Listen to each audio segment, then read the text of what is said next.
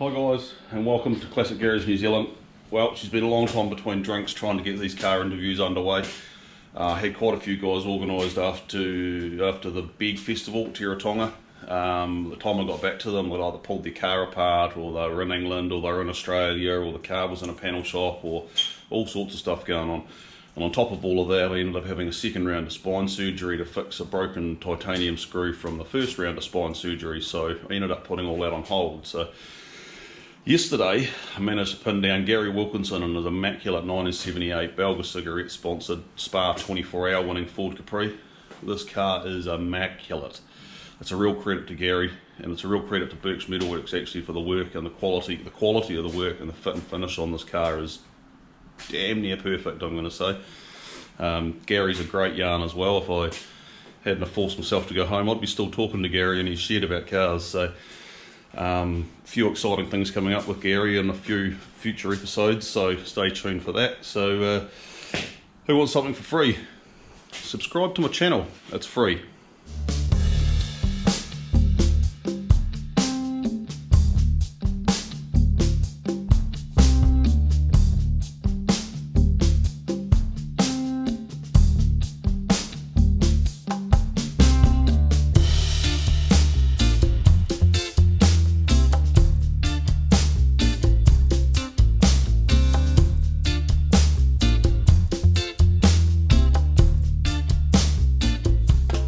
Hi guys, welcome back to Classic Garage. Well, long time coming, Gary, but we finally pinned you down to get a video of this car, so we might as well start at the start. How did you end up with this? I used to do a bit of work for a guy called Barry Forth, who is an old racer guy from a Manxman from Isle of Man. Yep. Lived up in Macau, had a race place up there called Road and Track. He ended up with this car through a whole journey of stuff. It was exported or imported to New Zealand in about, we reckon, about 88, 89, put in a container in West Melton. Many years later, I'm doing work for Barry. I used to do a lot of work. So this has been here since 88? Yeah, it's been here for a long, long time. Wow. A lot, just sitting in a container in a pretty average state. Yeah. Gordon Spice flash across the windscreen, just parked up. Yeah, right. And Barry didn't really, he always had an idea that he was going to restore it. Barry had a lot going on. He did a lot with Porsches, Formula Fords and stuff. He bought a 3-litre CSL out here many years ago, ran it at Scope, had a moment where he tipped it on its lid, wrote it off. But anyway, he brought this car out, came to live in West Melton. The car was there. I don't know, maybe 10 years ago. I don't know, I was out there doing some work for Barry, and we needed to get something. I can't remember what it was, and he went over to this container, opened the doors, and he's like, I'm going to get something out of the shed. Open the door, Gordon Spice Racing. Mark III Capri. What's going on here? You can't miss the eyebrow. There's 4 headlights, and there's a bit of a thing dropping over the top, and I'm like, oh. So I scurry over to the thing, say, can I have a wee look at that, Barry? Lift the bonnet up, there's an old Essex in there. Yeah, as it was. Look inside, it's got the RAC decal on there. I'm thinking, okay. So it's got CC5 written under the bonnet, took a photo of that, took a few photos of the car, and carried on doing my work, wired the Porsche, whatever. And then did a little bit of research, and found out that this was the real deal. CC5 was a car that Spice supposedly won the Spa 24-hour race in 78. It certainly looked like it could be that car.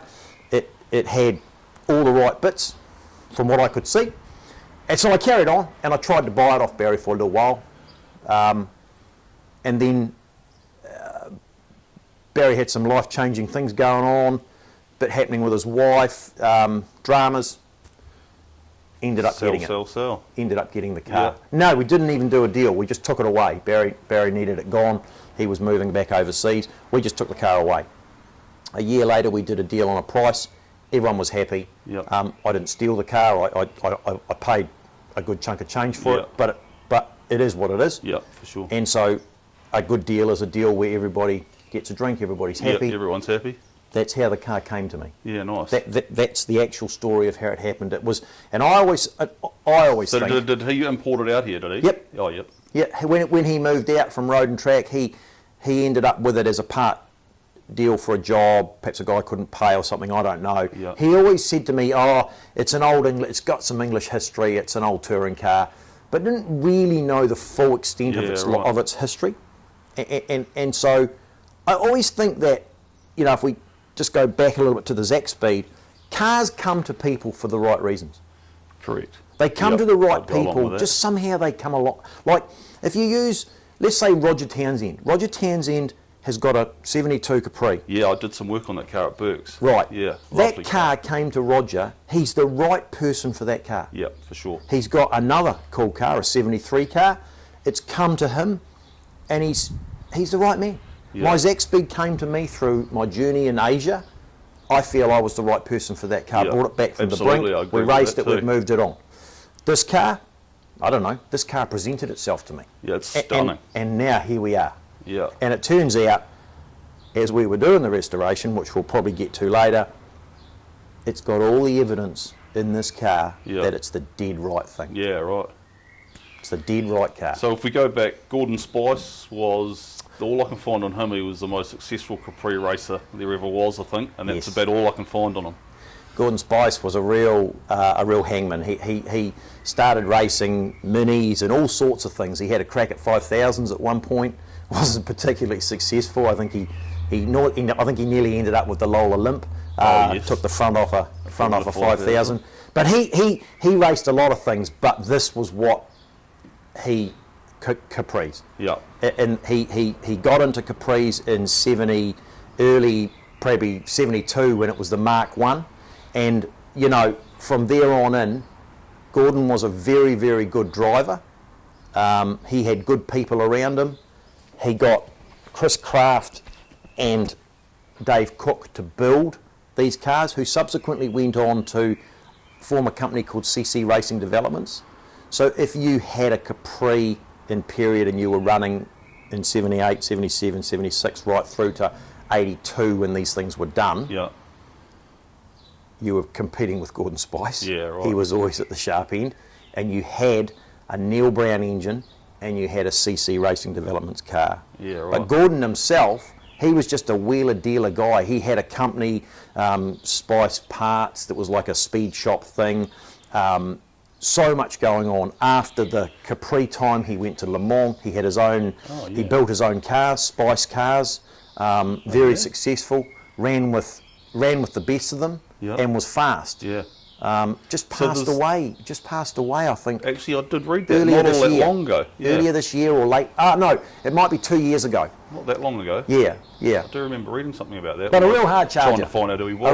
A real, and you read his autobiography, and Gordon will say in there that the win at Spa in 78 because it was the last year they ran on the big circuit. Right. So this is the 78 Spa 24-hour winner. This is outright winner. This is the car. Outright winner. Yep, the actual car.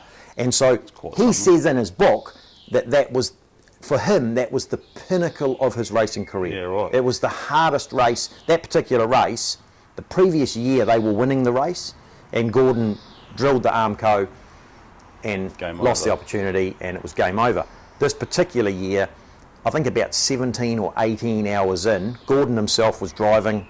He drilled the Armco again, right down the left-hand side of the car. Just broke the leg. They were 2.5 laps in front of the BMW. The old girl had been going good all day and all night. And they got it back to the pits. They lost the 2.5 laps, and then they went down a lap. Right, fixing it. And they put Teddy Pillette in the car, who was the gun, and Teddy Pillette went out and carried on. And Gordon, in his book, says he went over to Mr. Belger, and he said to Mr. Belger, right, name on the side, what do we do? And he said, we can push and win if you want to, but the engine is shagged. Or we've been in front all day, you've got good TV coverage, we can take second place.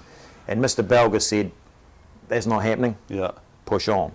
So Belger, what were they? Cigarettes. Cigarettes, yeah. Because that's where the money was. All great liveries with cigarette sponsorship. Yeah. We were just talking about what we'd put it onto now. Like, you know, if you went to some of the meetings, I think they ran Pookie earlier on this year with historic touring cars. Oh, yes. You had to cover all your cigarette logo up. They don't sell Belger cigarettes in New Zealand, never have. Yeah. But we could change it to Helga. there's the lady, there's the bell, the lady. We can just call it Helga. Yeah, fair enough. But anyway, he went on, and they actually that year Teddy Paulette took back half a lap. Gordon Spice got in the car and did the last 4 hours. I think he drove 4 hours with fuel stops, but he did the last stint. It's a good stint. It's a good stint. That's a good and stint. He took back the lap, and then won the race by a lap. Wow. And that just shows you how good Gordon was. Gordon was but then I tell you what, I've driven this car a few times, and it's such a cool old thing to drive. It's got good lazy power, nice and neutral. You can put it into a bit of a power slide. It's a wonderful old car. So you can see how they were so good, you know. Yeah. But Gordon himself, he built a few of these though, did he? Gordon never really built them. It was CC. I think they had probably through the period, they probably had. I think CC say that from chassis sort of 1 through to about chassis 18 were Capris. Right. They went on and built some Mustangs and stuff after that. So what do you reckon this number would have been on that order? This is CC5. 5. Oh yeah, This is 5, and I think 5 and 7 with 5 and 7 or 5 and 9 was sold to Macau.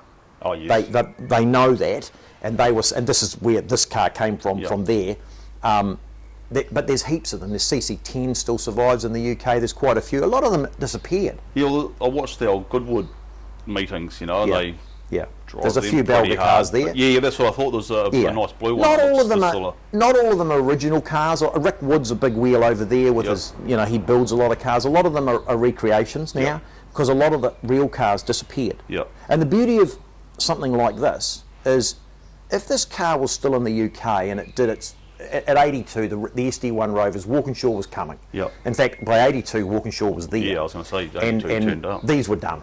So that's why they were sold. Yep. But what normally happened to these cars, this is the normal way it went with these cars, is they were in the UK. And so 82, it gets sold to a privateer, the privateer runs it, and he's probably down that back part of the paddock, because he's just making up the numbers and he's having a bit of fun. And then maybe 84, it might get turned into a Thunder Saloon. Yeah, so that's an Oscar car, really. Thing in the UK, yeah. Bang a V8 in there, put some fat wheels on it, chop it up a wee bit. A few Cosworths ended up like that. Correct. Yeah. Correct, exactly right. Yeah. The V6 gets taken out, that gets put into something else, a stock car. All of a sudden the car starts to fall apart. Yeah. And then the Thunder Saloon gets hit real hard. Then they turn it into a Randy Round car. And so the car just goes. It's gone. Whereas the beauty of this car, when it was in that container, and we'll open the bonnet later on and we'll have a look in the car, everything was there. Yeah, in comparison to the restoration that I did on the Zaxpeed, which was an absolute mega journey, like hard work, because the run of a Zaxpeed was so short. Sure. There is hundreds, literally thousands of photos of these cars on the internet, in books, because they had such a long span of life. Yeah, yeah. But this car had everything. It's got an original sticker in there from the RAC, the advertising permit, all the hoses, all the brake ducts. Absolutely, how you want to find them. The engine is Neil Brown 007. It's a Neil Brown engine. It still runs the original block. We've had to put some different internals. We're allowed to run roller rockers, because the rockers were the linchpin back in the day. They allow us to do that as long as we don't change the ratio. No one's cheating here. We're just trying to make the thing reliable and live. Live a bit longer, But this car was so... It's just a survivor. And that word's used too often. Yeah, it is. But this car is a true... So this is a warhorse, this thing. Yeah, this has done 3 Spa 24 hours. Yeah, wow. It's a warhorse. As a survivor sitting in the container, it wasn't good enough to sort of keep the problem was that it was white. Yep. Oh, yeah. When we went down through the paint, we found 7 different liveries on this car. Yeah, right. So it wasn't good enough to just leave it like that. Pretty much needed. It needed a restoration. Yeah. And this is a bit of a contentious issue with people. How do you restore a car? It's only ever original once. Correct. I try to restore them. I mean, this is beautiful in the paint. This is absolutely outstanding. An outstanding job. Restoration on this is probably the best. It's probably better than it's ever been. Oh, absolutely. But there's a level. If you over-restore them, I see cars that are supposed to be genuine cars, and they've got stack gauges. Yeah. So this car, if we get under the car and we look under there and everything, it's got the original Bilstein shock absorber. We've had it revalved, Yep. and we've had it reconditioned, but it's the same Same shock absorber. Yeah. I remember actually when I was working at Burke's when we did Rogers Cologne Capri. Yes. That was the same. Yes. Everything was, the Bilsteins were taken out and sent back to Bilsteins. Correct. The BBSs were taken off and sent Correct. back to BBS to be redone, you know? Yeah. Rogers' ethos He is built a very, stunning very car similar too. to me. Yeah. Where if it had it, it has to have it. Yep. If it had a little switch that was special, Yeah. you have to have that. Because I'm not trying to recreate. All I'm doing is bringing back the past. Yeah, what was there, yeah. All we want to do is present these cars, and anybody that does this, all you want to do is present a car that is a time warp. Yep. This is a moment in time. I think it's one of the best periods of motorsport you'll ever see. Yeah, that's probably fair statement. There was a lot going on. You could see a grid of cars at the Spa 24-hour race, and You there was literally probably couldn't see the end of the you grid. could not see. There was Yeah. 50 or 60 Yeah. cars, all tearing off into the day Yeah. for a 24-hour gig. 24 hours, yeah. 3,500 kilometres this old girl did in 24 hours. Yeah. And they're leaning on these cars. Yeah, they were. So when I use the were word nice to them. warhorse, I mean warhorse. They did some shit in these cars. It was Yeah, so yeah. good. It was Yeah. so good. You know. So for me to own a car and to be able to restore it, I was quite emotional when I first drove the Zaxby. Dad will tell you that. When I first drove this, it's also pretty special. Yeah. I've got a seat up there, the genuine seat and seat belts that Gordon sat in. Yeah, right. And Andy Rouse drove this car. Ah, Andy Rouse is a big wheel. yeah, he is. Yeah, for sure. Yeah, Martin Dine, he drove it. He's not such a known name, and there's a few others. This car did an awful lot of time. Have you still in got the original logbook? No, because you lose all those. The Zaxby never had Yeah, it. see, I did and it's such a shame. Stevens Cosworth as well, and he had his workshop broken into and someone stole all that stuff. I know. It's like, And what they're is wrong like with the people? Bible of the car. Yeah, they are, yeah. You know, yeah. we can tell that the car was at Spa in 78 because we know it's got the injury. In 79, on that side just above the B pillars, a couple of wee holes. That's where there was a wee light bulb when they were coming into just the here. pits. Yep. So that there, and there's a wee wire goes down. That wire was in the car. So we know this car was there at different stages in its life. But not to have its logbook is very, very It's almost quite disappointing. sad to me. Yeah. And like moving back to the Zaxby, I actually saw the Zaxby logbook when I was researching that car. I met a guy in KL because that car was sold to Ford Motorsport or Ford of Malaysia. Right. Subsequently, Harper Motor Group brought it. But the accountant, the old accountant in Asia, showed me the logbook. He had it. He would not sell it to me because in the Asia, for him it was very much a thing that connected him to the past. Sure. So he felt really attached to that. He needed to keep something of it. He wouldn't even let me photograph it. And it's so disappointing because it had all the tracks, and I couldn't get my hands on it. Yeah, you know, right, that's and sometimes that happens. disappointing. This logbook, long gone. And to be fair, nowadays, I was talking to someone yesterday about this. Nowadays, if you say 888 and you win the championship, you win the championship and you've got a car, that car is retained. And what they do with those cars is they're very clever.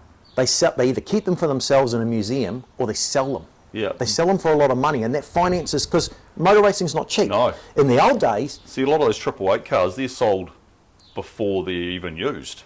correct. They've You know? already they've got somebody to buy them. Yeah. And whether it's a championship winner or not, that person's agreed a price, boom, it's gone. Yeah. But back in this period, Zaxby, tell you what, 1978, that's an old sack of rubbish now. Yeah, Because that's guess junk. what? We're on to the next Capri's coming.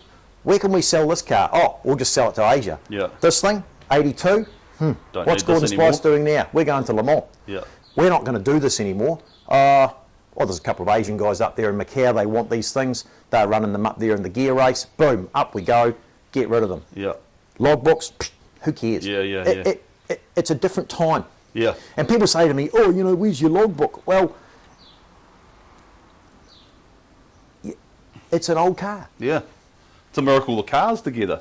Very much so. Considering and that's exactly where right. it's been and all around the place. The Yeah. fact that it was still quite together. We could have recreated a lot of it through photos and stuff, but to have it all there, Yeah. strut tops, struts, things, different bits and pieces, the engine, the original carburetor. There's a really good story about the carburetor, and Shall we have a look under the hood, shall we? Yeah. We'll have a look under there, because this is a time warp under here. This is just, that's it. I'm sorry about the water. Oh, that's okay. No dramas. That's as it was. Like, for example, this is an original piece, original pulley, alternator, strut top, even the reservoirs. I haven't changed. I've just cleaned them. Piranha ignition is just a very basic luminission. It's not special. They ran 2 of them. They had 2 chopper eyes in here, 2 coils. They obviously had an issue where they, in the 24-hour race, maybe they needed to I don't know. We nowadays run an MSD. It's tucked up under the dash. So do you think that was 2 ignition systems on it? In case they definitely ran 2 ignition systems, and the driver was, from what I can gather, the driver came out, swapped the coil lead over, and turned a switch on inside, and then he was running on the second pack. Other lot. Yeah, so they obviously were preparing themselves for issues. Yeah, 4 issues. And the engine, as I say, had the Neil Brown stickers on it. Which you can see on the tappet covers.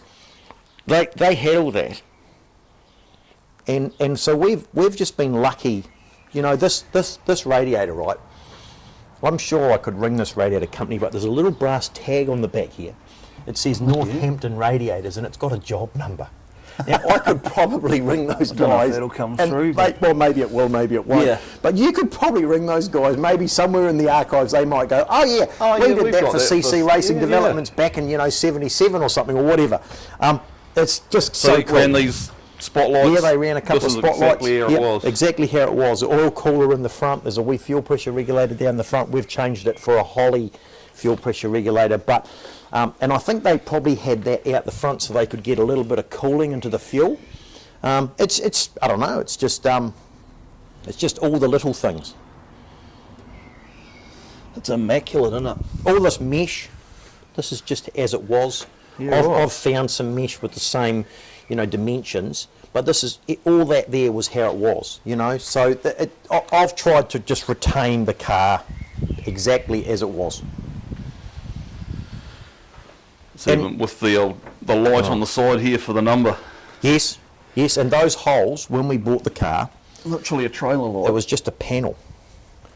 And when we took the inner panel off here, we found 2 bits of masking tape over there, pushed it with a thing, and there were the holes. Oh, handy. So we didn't have to re-drill anything. It was all there. I'll just get the key so I can unlock that door. This is what you get with a Group 1 car. You can actually have door locks. Yeah. You've actually got a handbrake. You've got to have a roof lining. You've got to have an interior light. It was precursor to Group A, really. As I say, door cards. You've got to have.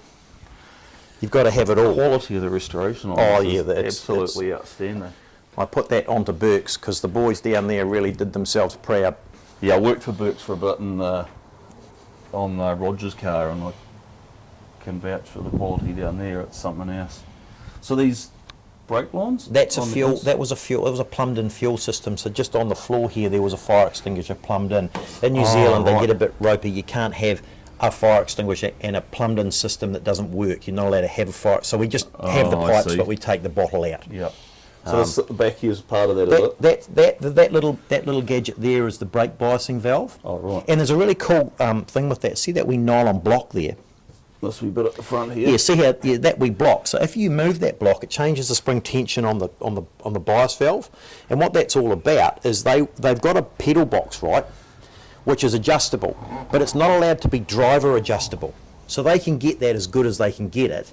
And then if it starts raining during a pit stop, one of the crew just leans in there and turns that nylon block, and all that does is just change the spring tension and backs off the brakes for the wet.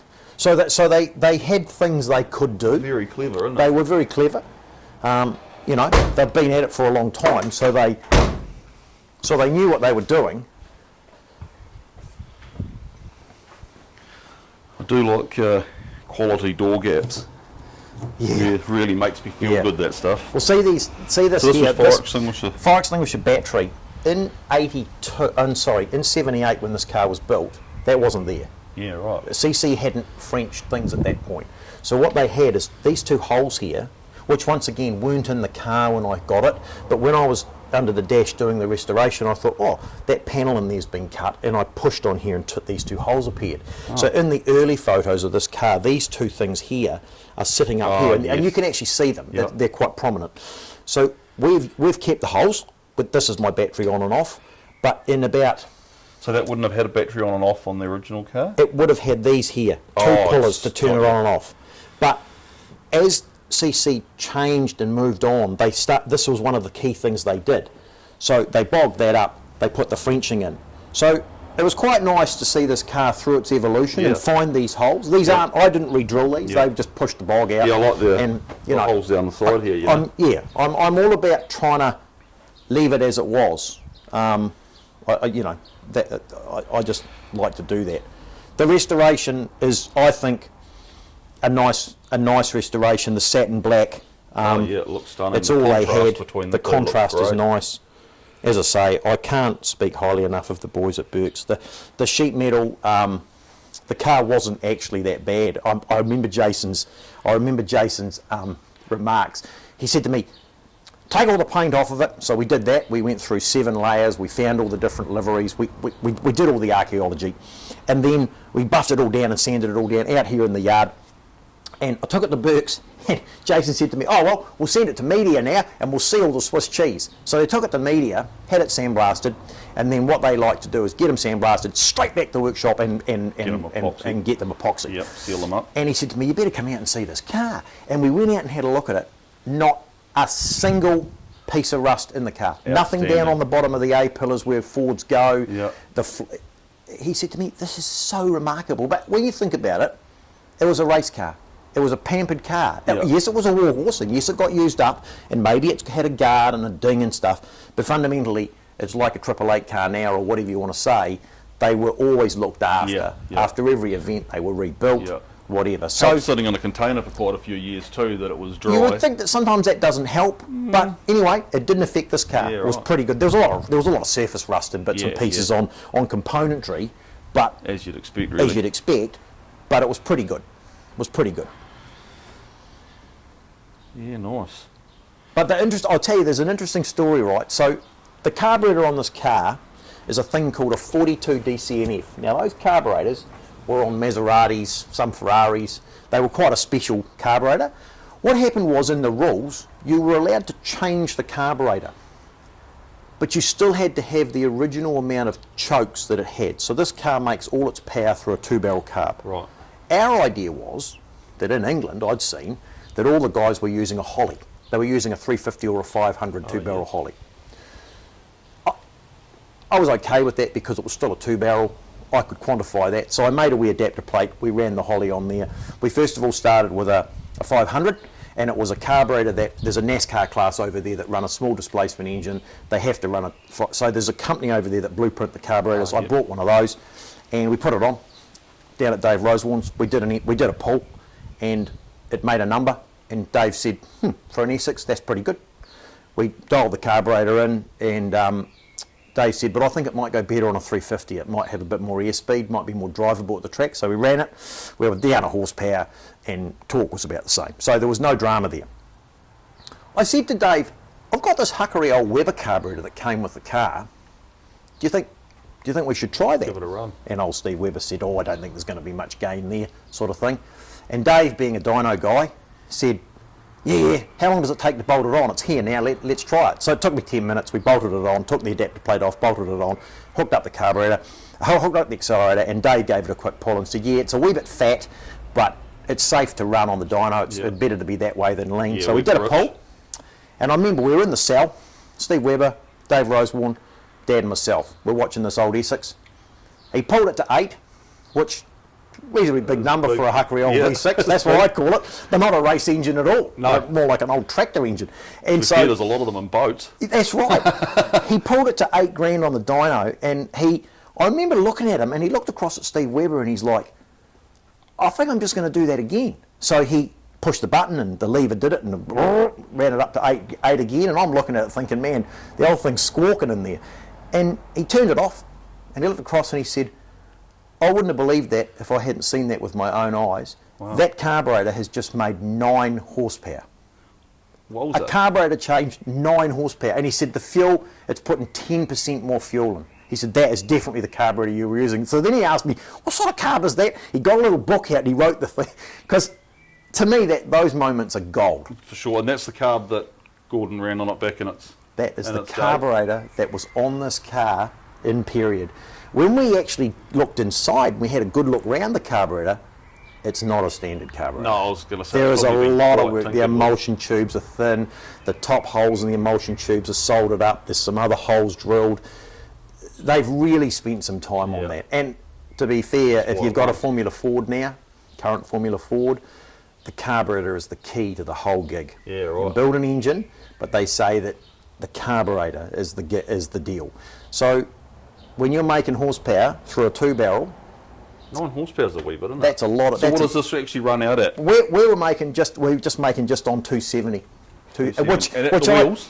At the flywheel. At the flywheel. So I think that's a reasonable... We've never run it on a rolling road. We just run it in the chassis, on the engine dyno. Oh, We ran it in on there.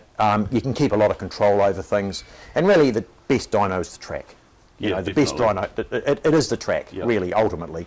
Unless you want to go in there and you're trying to chase a big number, which is not what we're into here. No. We did a little bit of work on this box at the top and how the air cleaner works and stuff like that. Obviously, this is not completely factory, but what we're chasing here is cold air. Yeah, That so seals that does off. seal onto the and the air's all drawn down through this. So the air comes into the plenum where the heater would normally get from, and it comes in through here, in through the top, and that tidies the airflow up over the bell mouths on the carburetor. And obviously, what you're really ultimately chasing is cold air. Yeah, Cold air, because hot air, I mean, in a car like this, that's just an enemy in there, you know.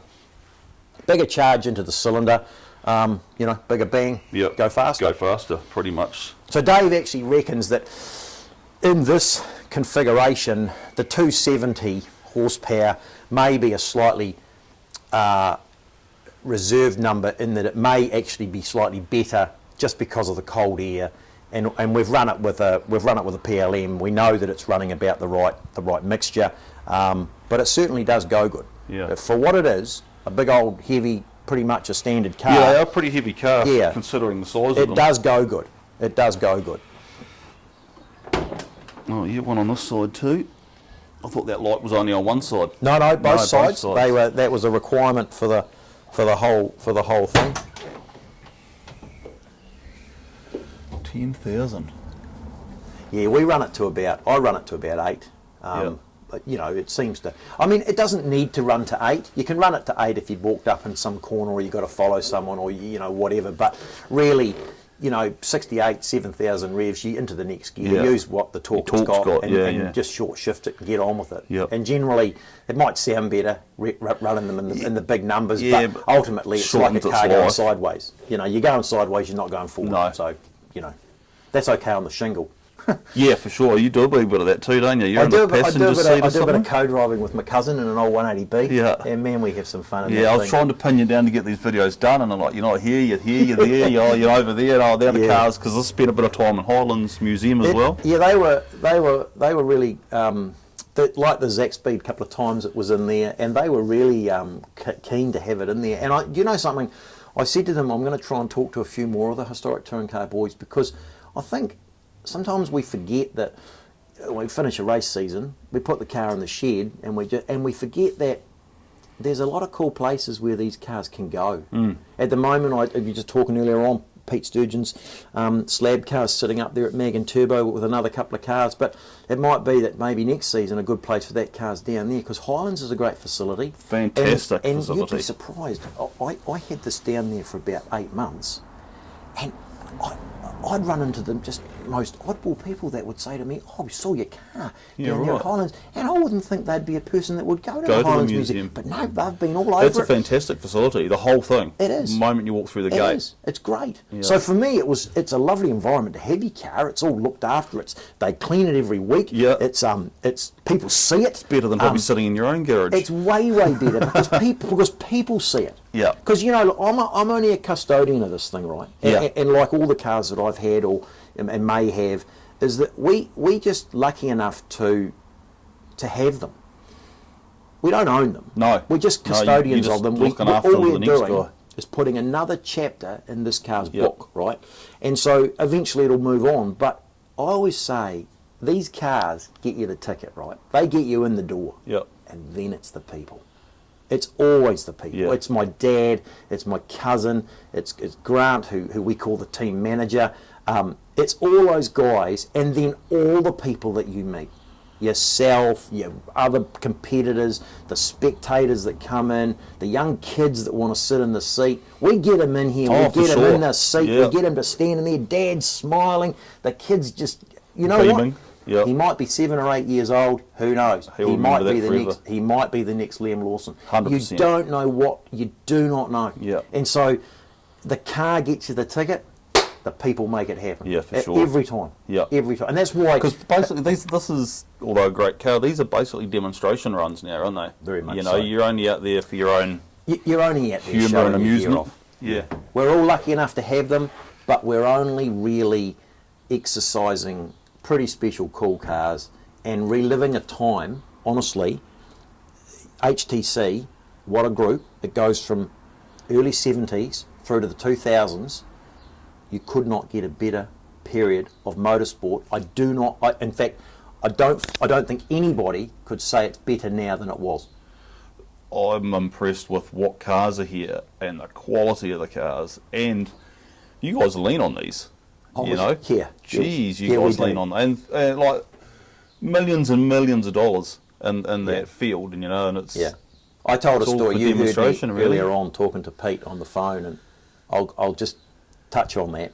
Gianfranco Brancatelli, you have to pinch yourself.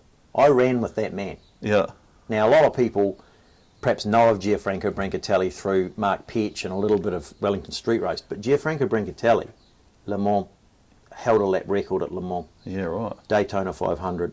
He's done it. He's been there. He's raced with all the big wheels, Group C, touring car.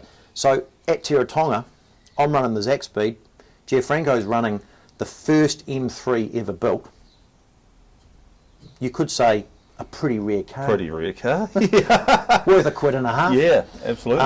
Zaxpeed's worth £1.50. I call Gianfranco the dive bomber. So he decides through the complex he's going to have a crack at me up the inside. So he has a crack at me and wheels right up the side of the Zaxpeed. In the European way of doing things, I would normally be expected to go, shit, that freaks me out. I'm going to back off here, and Gianfranco gets the corner and buggers off into the distance. Game over. That's not the way it works with me. Yeah.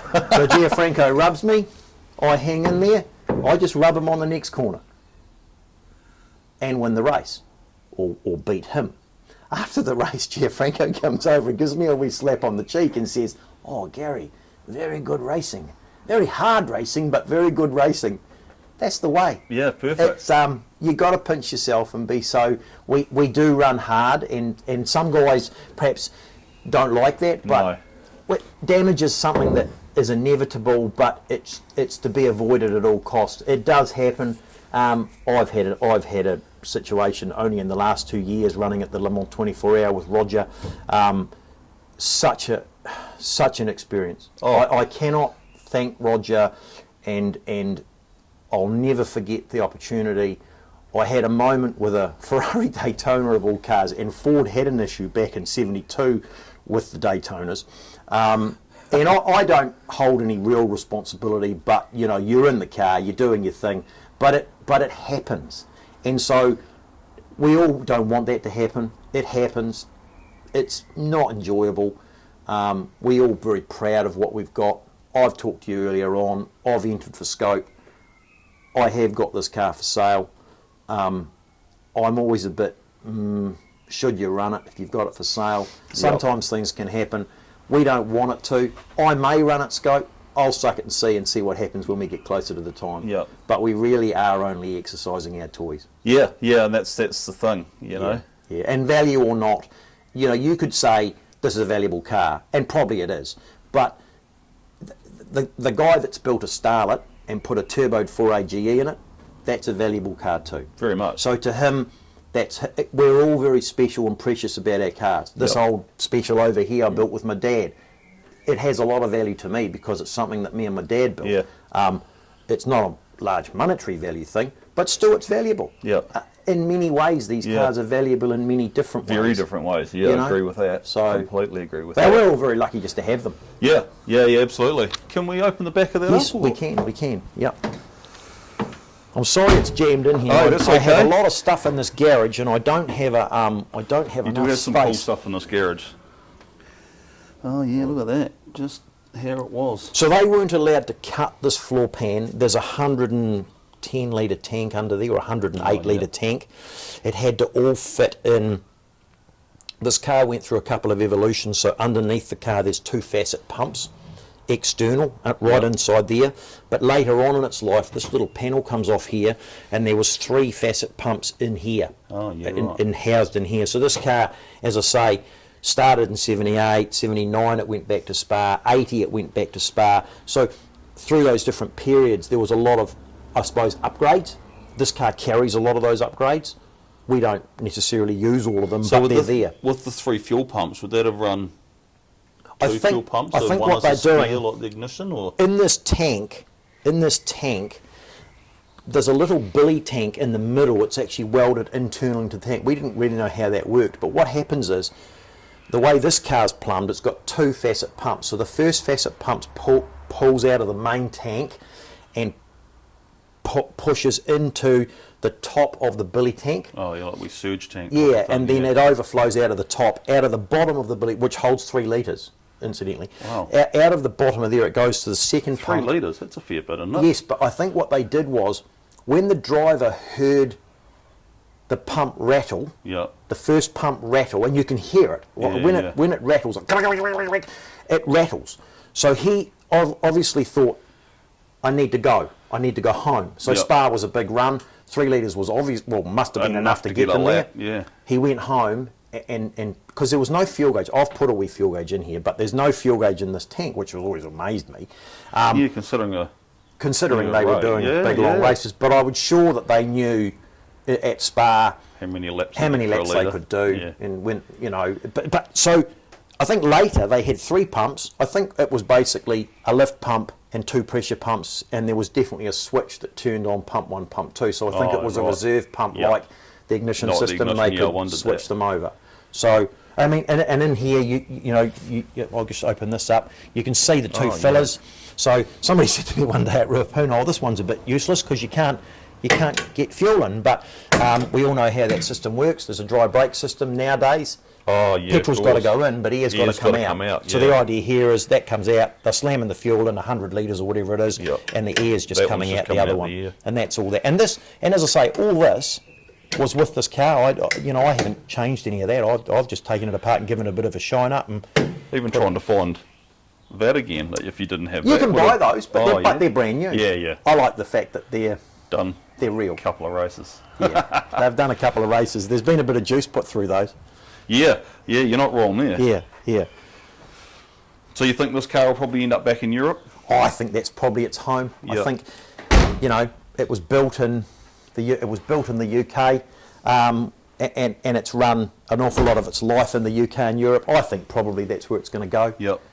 Look, who wouldn't like to see this car? I mean, as I say, I'm proud of what I've made, right? Yep. I'm proud of what I've restored. I didn't make it, but if we took this car to the Goodwood members meeting, we would be up against some recreations of these cars, but they'd still be Group 1 cars. They'd still have a 3-litre V6. They'd be legal, and we'd all be racing. Rick Wood's got a car that Jake... the British touring car guy. The British touring car guy. Drives the wheels off that thing, runs that pretty hard. Does he ever? But we would turn up there with a car like this if we were in the UK and I lived there. We would turn up and we'd be racing against another 6 or 7 or 8 Capris. There'd probably be 3 or 4 SD1 Rovers. There'd probably be 2 or 3 Dolomite Sprints and a whole gaggle of other cars that raced in period. There's some Alfa Romeos and Minis and bits and pieces. But we don't have that here so much. So I think, yes, it's going to end up back there. Yeah. I'm proud to say that I've put a Kiwi you've chapter done in its book. A stellar job. I believe, like you really have. I honestly believe this car is the most original Group 1 Capri. There is another one of these that is in Belgium. Oh yes. and it is a car that was run by the Martin brothers, who were Belga. Oh, yes. But it's a Group 1.5 car. So in Belgium, they ran what they call Group 1.5. So what they were able to do is there was some slight body modifications, some slight brake changes, but the big change was they were allowed to run 3 DCNF carburetors. So they ran a triple carburetor setup, which was something that was homologated in South Africa.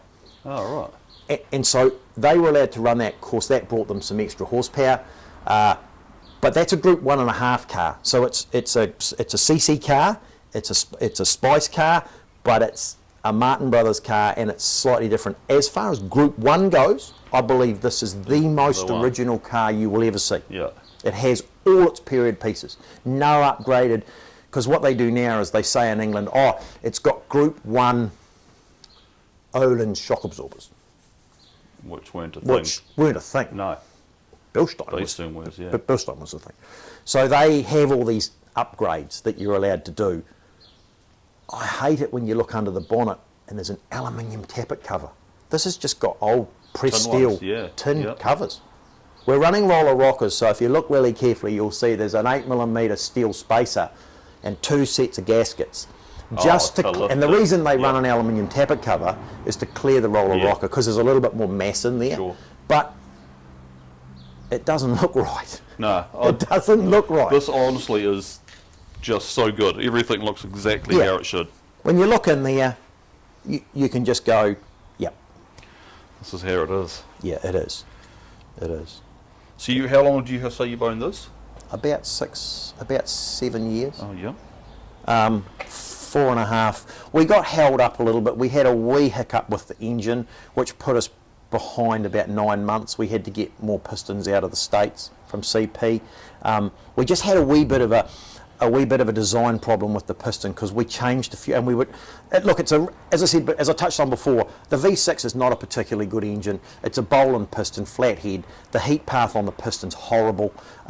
There's just a whole lot of things going against them, but it's what we're stuck with, and it's what we have to run, and it's what they ran, and it's what we've got.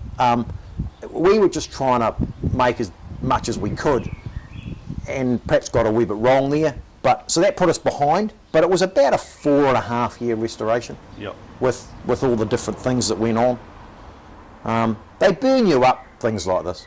But like the Zac Speed, at about 4 years in on that project, I just had to park it for a year. They just burn you up. There are certain things that happen, like when Burke's got it painted. It's like a breath of fresh air. It just a lot of people think when it's painted though it's nearly finished. Oh, when it's painted, it's like about 40% finished when it's and painted. And you know that. Absolutely. A lot of people, when you think you're a week away, you're a month away. Yep. When you think you're 6 months away, you're a year and a half. Yep. But there are certain parts of a project that, like getting the roll cage in and then getting it painted, they certainly spur you on. But these things are not for the faint-hearted. No, when you get no cars. You've restored cars. I'm deep in cars at the moment, and I can so tell you it's know not for the faint-hearted. It's not for the faint-hearted. So anybody that's restoring anything, it could be a Toyota Starlet, it could be a Porsche, it could be an old vintage car, it could be a really cool Group 1 car, it could be a Super Tourer. Yep. All of them take a level of commitment and just time. Money is a factor, right? Definitely. But it's time. We're all time poor. Yeah, very Every one much. of us is time poor now. Working life gets in is the way busy. of my hobbies. Working gets in the way of our hobbies. Yeah, it does. It Yeah. does. And so to be able to do them, present them, run them, I really enjoy the historic touring car group. Although this car's at the tail end of being in that group. But I enjoy the group of guys, I enjoy the camaraderie, I enjoy how we present the cars in that group, all in a marquee. And I must say I've just sort of come along recent, but I've moved out of racetracks forever, but very welcoming, that whole group of happy to yarn forever about race cars and all sorts of stuff and what I'm up to and all of that going on. They're a really good bunch of roosters there. And I think the good thing about it is you've got cars, not so much now, because Roger's car's, away, and Roger hasn't run that car in New Zealand for a while. I believe so. Yeah. And you've got this, which was 78, and the Capri was, the Escort was 77. But then you go right through to the 2000s. So what always blew me away was Stu Rogers brought his Skyline, and Stunning beautiful. Car. Like Absolutely when we talk stunning. when we talk about replicas, we have to consider that a replica, I believe, should be a true representation Very of the much. car. So Stu is that man. Yeah, It's that was the outstanding. thing I've got. There's a fine line between a replica and a tribute car. Correct. And for me, a tribute car it looks like that. It's got most of the bits and pieces in how it was, but a replica, to me anyway, has to be absolutely smack on. It does. Like Now, perfect. Stu meets that. Yeah, that car's the with same. spades, right? Yeah. But what I like about it is when I was running the old Zac Speed, and even this, you've got it in the marquee, and there's a whole row of cars. There's BMWs, and there's bloody this, and there's that, and there's all sorts of things. And when Stu started joining the group, you'd get these guys that were younger, and they'd walk in, and they'd walk down past all the row of marquees. They'd walk past a Capri, they'd walk past a Zac Speed, they'd walk past Roger Townsend's car. They're not interested in any of that thing. Just want as to far look as at they're GDR. concerned, that's just an old sack of rubbish. Yeah. GDR, boom, here they are, and they are just loving it. Yeah. Equally, you'll get a man that'll walk past the GDR, and he'll go straight to the new Super Tourer, and he'll go, oh, I remember these when I was watching them. I remember Paul Radisich. I remember all these guys. PlayStation game, Exactly. Super Tourers, yeah. So that's why that group, and I really believe historic HTC is absolutely one of the best classes in New Zealand. Yeah. It outdoes Formula 5000 in spades, because every one of us can connect with a period in time of our life. Very much. We all need Paul Radisich, 92, 93. He was at the absolute peak. Yeah, I World remember, champion. Yeah. Was he 93, 94 was his back-to-back world championship? Big time. And so we can all remember that was all beamed in. It was all played late. It was all, it was special TV we call it back live then. streaming now, but it was special TV. We all used to sit there and watch all these races, and Kiwis, and like racing then was hard racing. Yeah. 888 and bloody, Kostecki or whatever, and Van Gisbergen have a little touch, and everyone's whining about it. Mate, let's get back to British touring car, Alton Park, I'll park you on your Rock roof. Hill. That's how we did it. Bang in there, we'll give them a shove, move on. Yep. Nowadays, we're whining about a little... Oh, he's bent the bumper. Exactly. So I think that HTC bring so much to it. It's wonderful to be part of it. I perhaps think this car's just at that back part of that. It really needs to be at the revival, or and I'm going to intend to run it, if I do run it, in a slightly different class where I've got some racing to do with. That. So this was in the historics touring cars runs on slicks, isn't it? Yes, it does. Yes, so it now does. we're on a treaded tyre groom. now, which is an E-rated tyre, which hopefully we can. That just gets me into either the HVRA or the pre-78 class. And look, these tyres are quite good. I don't think it's going to be detrimental to the car's pace. Sure. It's a nice neutral old car. It can get the back out. You can do whatever you want with it, really. And who knows? Once this goes, we might look at another project. We've got something that we're building coming on next year that we might talk about in another video. Yeah, we've talked about that. That sounds. And who knows? I might buy another car. I might not. I might build another car. I'm not really sure, but the focus now is to find a nice home for this and just reset and go again. Yeah. So you speak about your Zac Speed. Should we just give a bit of a talk through that? Yeah. Why not? Yeah, I reckon. Pity the car's not here. It's a damn shame, really. So this is the actual car. Yeah. This is actually you in it, isn't it? This is. Yeah, there's Roger up there, and there's Conrad Timms. I think that's Lindsay O'Donnell in the Beamer. Yeah. I think the slab cars at the back there are in a bit of a blur too. That'll be Andy Greenslade at that point, I'd say. You probably would have been. Yeah. Yeah, I didn't realise he used it all that much, actually. He didn't, but we did get him down here a couple of times. That's Ruapuna a few years back. That's a few years ago now. So that and a guy that follows me took this photo and gave me this photo, and that is I just love that. Yeah, that's a great photo. Because it's around the hairpin, we're getting on with it. And it shows the pace. We're out there, we're in front. We're getting on with it. This car was a 31 at Ruapuna on its very best day, which is a handy old time really for a 2-litre car. It just shows you how good they were back in period. And you found that car in Malaysia? Yeah. That car was in a shed in Johor, in a dirty old shed in Johor. It was in a hell of a state. It had a rotary put in it at some stage in its life. Poor old yeah, I was lucky enough to get that car. I saw straight away it had a tag on it, Zaki 2375, which meant Escort 2, Escort Mark II, 75. It was built in 75, and we know that because it was originally a Group 2 car. Subsequently, that car won the DRM, which is a Deutsche Rennsport Mastercraft back in the day, which became the DTM. Yep. It won that chassis in 75, won the DRM. It came second with that year. It was Hans Hire. The second year in 76, it came second in the championship with Armin Hana, who we all know, heavy hitter. And then in 77, it became that car only for 4 rounds. Yeah, right. And then the new cars came on. It was then sold away in 78. It went and did a race in South Africa at Kailami, and then it went on to Macau and was sold away. And from that point, it languished a wee bit. It was run by a few different people. The BD broke. A guy, Leif Norberg, got hold of it, who was the chief of Electrolux over there, big company. And then I found it.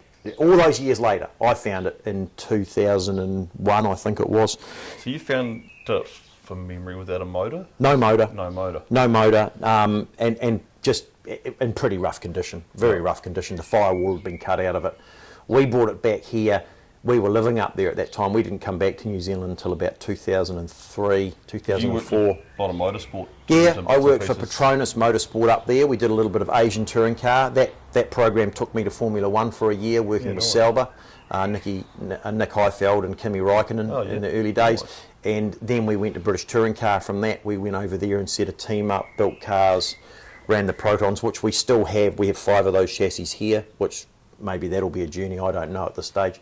The Protons are here? The Protons are here. 5 Protons are in New Zealand, the ones that were built. And that journey started in New Zealand because Autotech here in Christchurch, that's where the first 2 chassis were built for those cars. And then the program was moved to the UK and they ran them over there with David Leslie and Phil Bennett the first season. And then we moved a few Malaysians into the program. My daughter was born, my life changed. I pulled out of motorsport. It's a selfish gig. Oh, 100%. It's not a gig for a married man. No. So I pulled out of that, moved back. We came back to New Zealand. At that time, we started a bit of a restoration program right here on this property. Obviously, it's a new house and garage because of the earthquakes, but on this property, and we started that program restoring that car. And funnily enough, it was really funny. About 3 years into the build, I got a phone call from. No, actually, it was prior to us leaving. Actually, it was about 2 years after I purchased the car. I got a phone call from Leif Norberg, who used, as I said to you, used to own the car, and he was in KL for the Grand Prix. Right. And we were at the Grand Prix meeting doing demonstration or something with one of the touring cars. And anyway, he came down to the pit and met me and was absolutely adamant that he wanted to buy the car back. The car was already in New Zealand at that time. He wanted to buy the car back. And I said to him, look, Leif, that's not going to happen. Over the next couple of years, he did work on me quite hard and offered me a reasonable amount of money. But he did work out that I wasn't going to sell it. And it was so good because when he worked that out, he then sent me an engine, a couple of wings, 2 front legs, brake calipers, and a whole lot of information, photographs, and a whole lot of setup sheets and stuff that he had from when he had the tenure with the car. Wow. And Leif's gone now, Leif's passed on, and he had a lot of very cool old cars, but when he actually gave all that stuff to me. Wow. He actually gave it to me. Outstanding. So he just, and I think it falls back to that earlier statement, cars come to the right people. Yep. And I think he must have known that. Leif worked it out, that the car I showed him what we were doing and the program we were going through with the car, and I think he worked out. Needs those bits. Yes, he did. He did.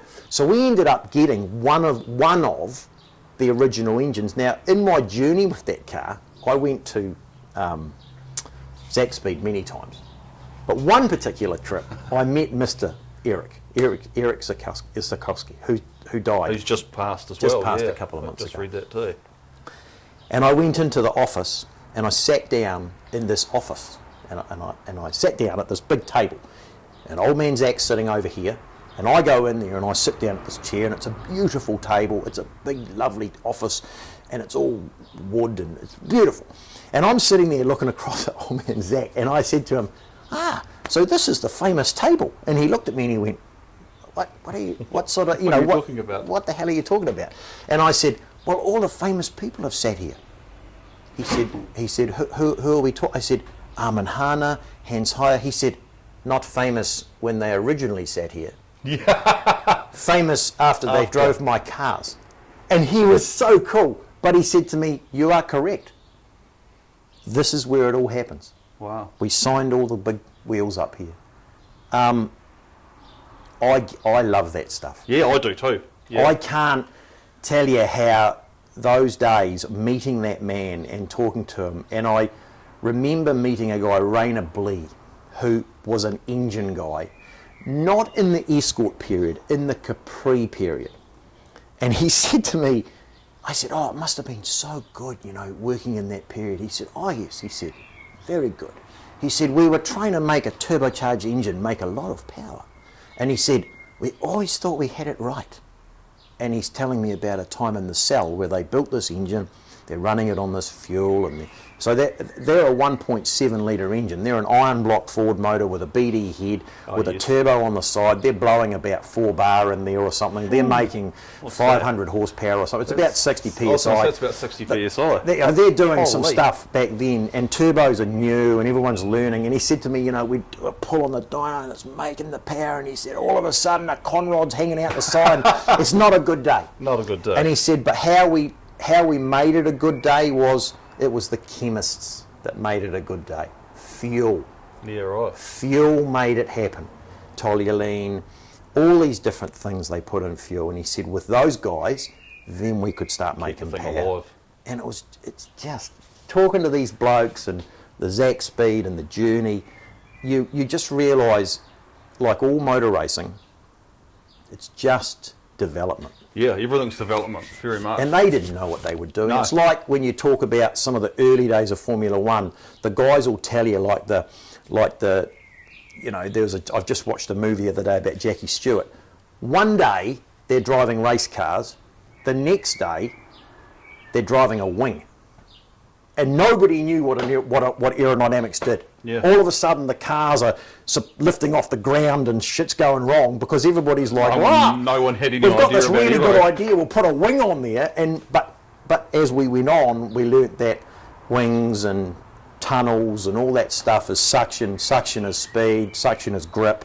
Well, suction is actually your enemy, but like the Escort has a lot of I remember I read something with Bruce McLaren, and when they started doing wings, he got someone from an aeroplane company. Yes.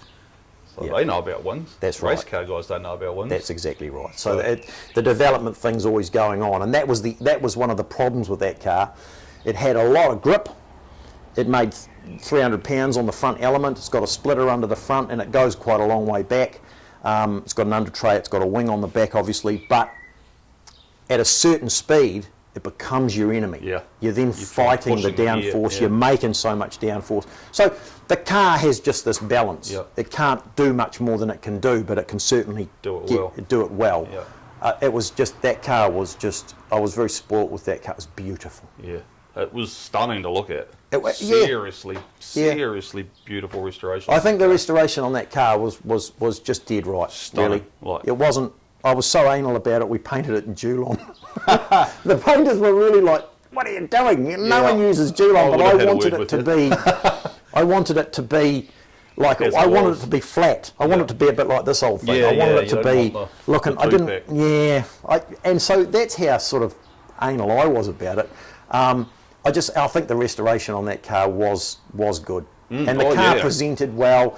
People still remember that car now. Yeah. They still remember, Gary Wilkinson driving that. I mean, Roger Townsend drove that car, and Roger said to me after he drove it, he said, wow, what a cool thing. Was it your video on YouTube of you chasing Chasing RT. In the early days, me chasing Roger around Ruapuna, it was quite nice. We're right up each other. And it was good. You get a good sound out of that. And I think Greg Murphy, there was a little thing that Murph did recently. It was a real shame because they were going to bring that car down to the Beg. That's right. And it got stuck on the ferry drama. That's right. I was really looking forward to that because I knew what I could do at Tiratonga, that weekend. and I wanted to see it. It never came. Never but the thing with it is, when Murph got out of it, on that little clip, he talks about how it's a wonderful car. He took me aside at Tiratonga, and you know, Murph he's been there, done that. He's Bathurst winner. He's done a lot of stuff. And he came up to me and he said, very competitive man too. That's right. And he said to me, Wilkie, he said, that bloody Zach Speed of yours is just outstanding. He said, it stops, it goes around corners, it's got power. You know, it's not as much as a supercar, but for what it is, he said, the right amount of everything. It's spectacular. And he said, the setup, we haven't done anything to that, you know, full credit. And when someone like that says that to you, gives you another inch in the old height. That's just wicked shit. Yeah, absolutely. I mean, I already knew it was a good car, but to have someone like Greg drive it and come back to you and go, wow, outstanding. That's pretty cool. Yeah, that's extremely cool. That's pretty cool. Yeah, absolutely. That's pretty cool. I mean, I've been lucky enough to have a dad who introduced me to motorsport years ago. My old man he was here when you your old man's a bit of a legend. Your old man, I'll put this up here, was part of the Mini 7 Mafia in South Island. He was. He's won a few titles and done a few things. And I'm lucky enough to have had a lot of people around me, including my dad and my mum and my wife and good friends and stuff, who have been with me right through my motorsport journey. You know, meeting David Wong. He's a big part of my life, David. He's gone now. He died way too young. But he was Petronas. He was hooked. He was a Singaporean, Chinese Singaporean who his father raced cars, owned some good stuff, was connected, had a 906 Porsche, 007 was the chassis number. You know, really good stuff. David was just a guy that taught me, do it right. You know, when he was running 500 Sierras, he had Eggenberger Sierras. Rudy used to come to Asia and work on his cars. When he had Rouse Mondeos, Rouse would come. Not the mechanic. Rouse would come. When he had Longman Minis, Longman would come. When he had Ducati motorbikes, Carl Fogarty rode for him. Wow. Guys from Ducati would hand carry engines to Asia for David Wong's team, and then they would take the engines back. They never left them behind. They were works engines. Wow. So that, what I'll tell you is, when David did stuff, when he had Wolf cars, like from the Wolf 500s and the Wolf Mondeos, the guys from Wolf would come. The slab cars are Wolf car. A lot of guys don't know there's so many different variants. There's Rouse, there's this, there's that. There's so many different cars being built. But when David did anything, he did it well. And I miss the man. I miss him so much. He was a huge part of my life. I worked for him for many, many years after my motor racing time. I don't know. And so all these different people make you who you are. Different cars you find, different things you built. This is something I built with my dad. I mean, God, you know, Dad and I started this 3 years ago. We've built this car. It's a standard. It's a 34 standard 9. It runs a 32 standard little 12 engine.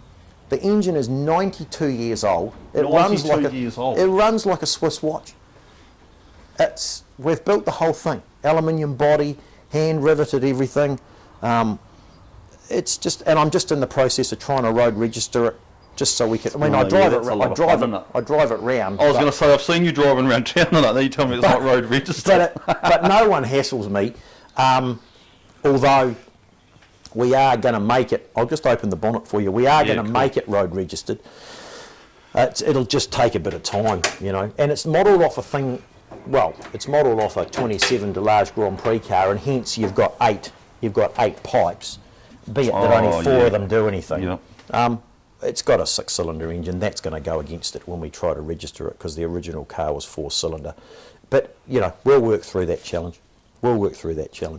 But it's like everything, like I said to you before, we all enjoy just doing stuff in the garage.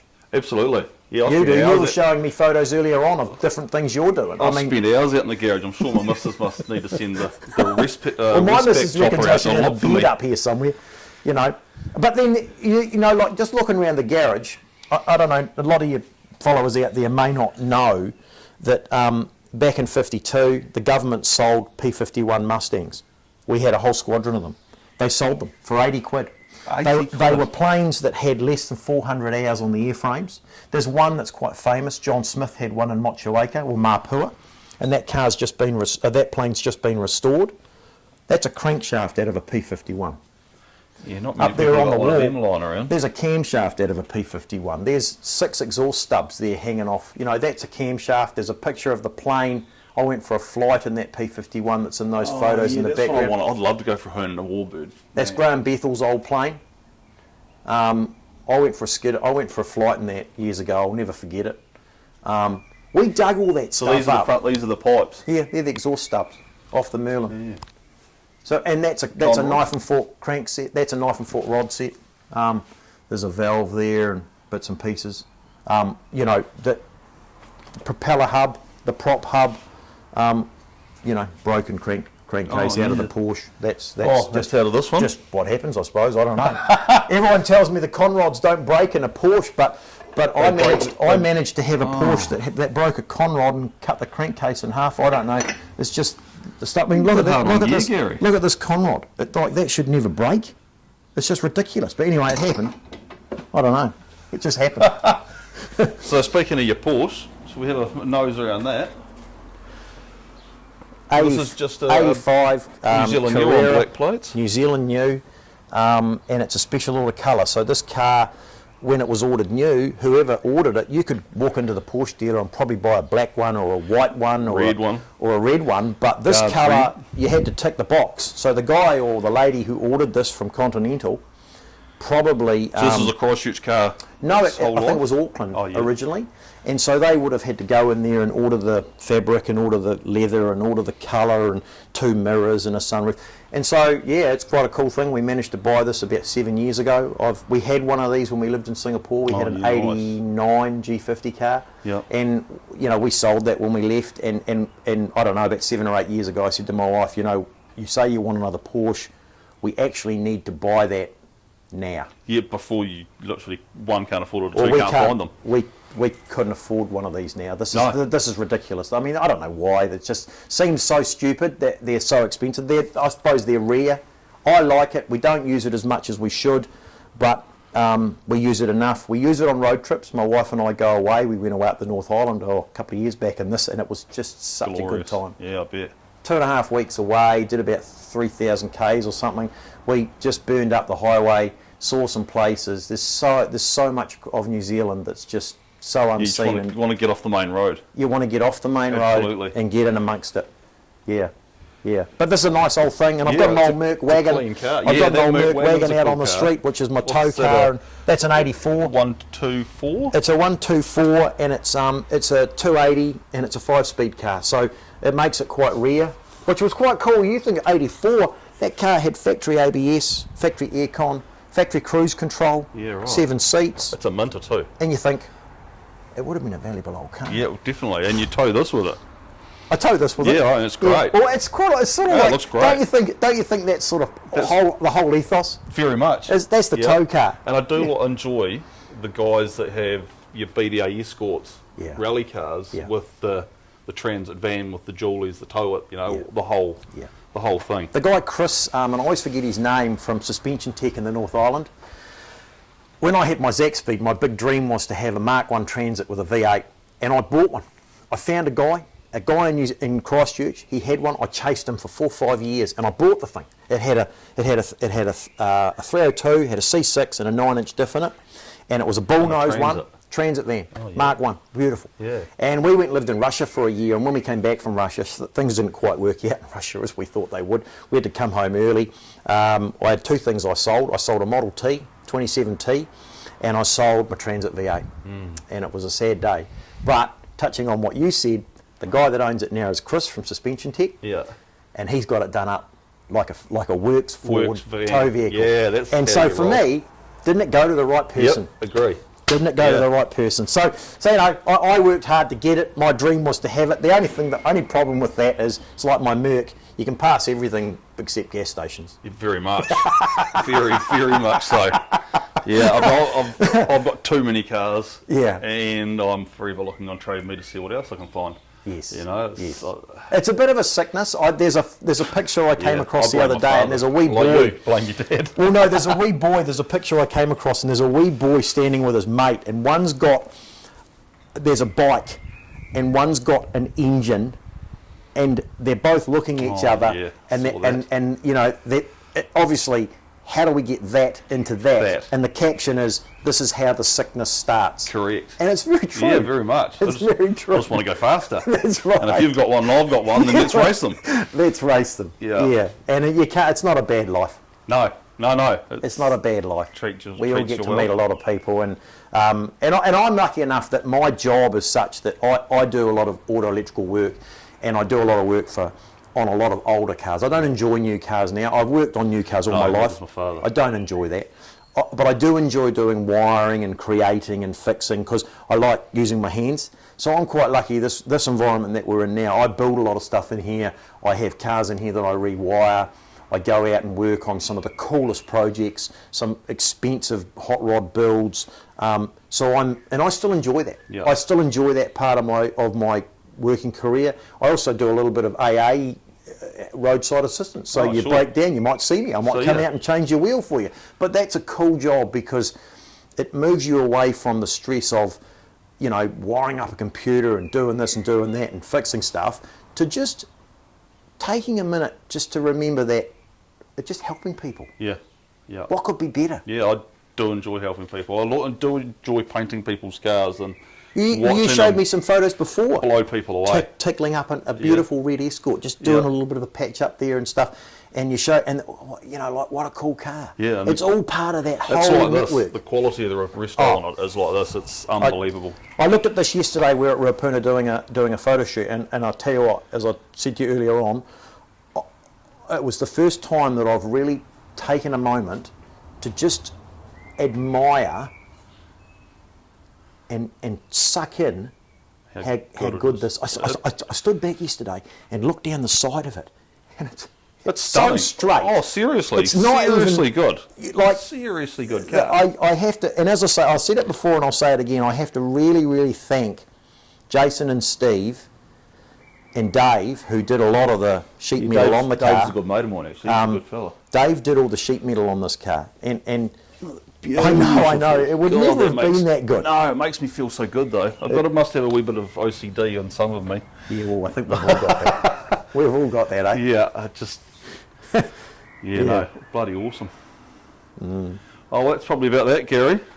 Mint. Thanks very much. Mint. Bloody appreciate that. I really look forward to having a yarn with you. I think the biggest thing about doing something like this, and I've watched some of these ones you've done, is that for the wider community, it is nice to know a bit of the background. Yeah. How we get to where we are and why we do. Meeting and go, oh, that car was John Franco. This car, this one did that. This one. My missus is like, what? I know. You know. But it's important to share the love. Yeah. Like, and I would say to anybody out there, if you ever at the track or you see this car or me or whatever or any of the guys. Yeah, literally any of them. Walk up. Yeah. Ask a question. Tell them that you were there when you were younger and that you were at Wellington and you were there when you saw Kane Scott drive the slab or whatever, because all of us love talking about our cars. Yeah, every one of us. Every one of us. We do. Yeah. We do. Oh, well, that's marvellous. Really appreciate your time. I've been looking forward to having a yarn with you. So Good. I'm sure we'll do some more stuff in the future. Oh, no, we will. And as I say, there's a cool project coming in the new year, and it would probably be quite nice if we could touch on that early on in the program, and then maybe, I don't know, 6 or 8 months later, you'll see some massive changes, and then as we roll that out of the workshop, people will be... That's a pretty cool project. Yeah, no, awesome. And that's coming hard in the new year. Yeah. Oh, well, you know how to get hold of me? I do. Good man. Brilliant. All right, thanks very much. Lovely. Cool.